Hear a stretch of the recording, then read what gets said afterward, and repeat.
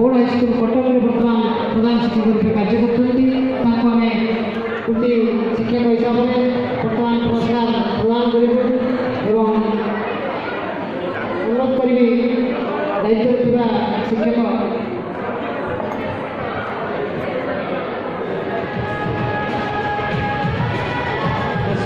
शतपथी विज्ञान शिक्षक ये भद्रक जिला स्कूल में कार्य कर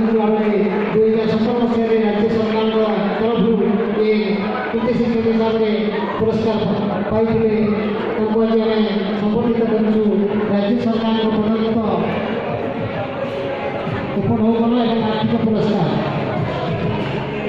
से अनुरोध करी श्रीमती झुनातला खुटिया जी की प्रधान शिक्षयित्री कृष्णपुर सरकारी उच्च विद्यालय असुरा राहंद में कार्य कर प्राइमरी कैटेगोरी राज्य सरकार तरफ